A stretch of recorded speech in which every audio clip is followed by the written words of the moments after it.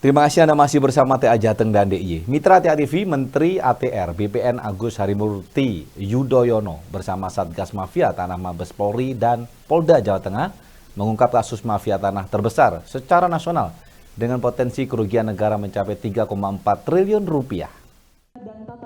AHY menyampaikan kasus mafia tanah tersebut berada di Kabupaten Grobogan, Jawa Tengah. Dengan modus operandi upaya pemalsuan dilakukan pelaku dibantu oknum notaris yang mengubah akta jual beli milik korban.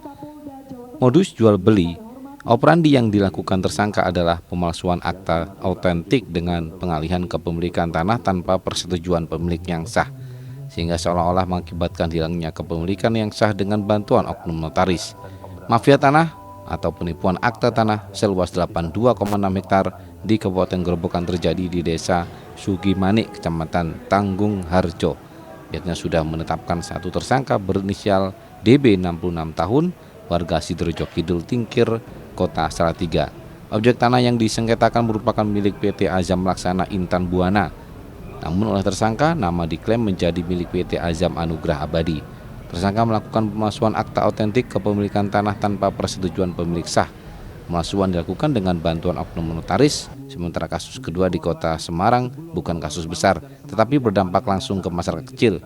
Korban yang hendak membangun rumah berkenalan dengan tersangka DP 34 tahun warga Kelurahan Randusari, Semarang Selatan pada 6 April 2019. Korban pun diperdaya hingga mengeluarkan uang 250 juta rupiah, namun rumah tidak dikerjakan. AHY mengatakan dua kasus tersebut melengkapi 87 kasus mafia tanah yang telah diungkap Kementerian ATR BPN pada 2024.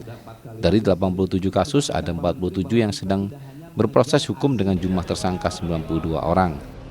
Operandi yang dilakukan tersangka adalah pemalsuan akte autentik tentang pengalihan kepemilikan tanah tanpa persetujuan pemilik yang sah, sehingga seolah-olah mengakibatkan hilangnya hak pemilik yang sah dengan bantuan oknum notaris. Awalnya tahun 2003 telah dilakukan penyitaan lahan tanah SHGB nomor 1 PT Semen Sugih Harapan oleh pihak Kejaksaan Negeri Jakarta. Lalu pada tahun 2004 dilakukan lelang yang dimenangkan oleh PT Alip. Hadir di sini ya para korban.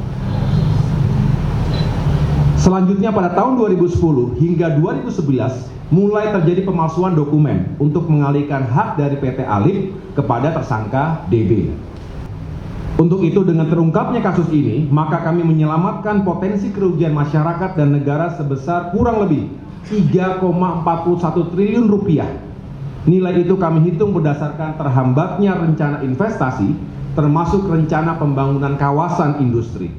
Jajaran Polda Jawa Tengah dengan dibantu oleh Satgas Mafia Tanah Mabes Polri, kita ungkap 5 kasus dengan kriteria 3 tersangka, 3 kasus dengan telah kita tetapkan 6 tersangka, kemudian diantaranya 1 tersangka telah divonis 2 tahun dengan jumlah kerugian 3,4 triliun itu di daerah Grobogan dan 1,8 miliar itu adalah di wilayah jajaran Ungaran.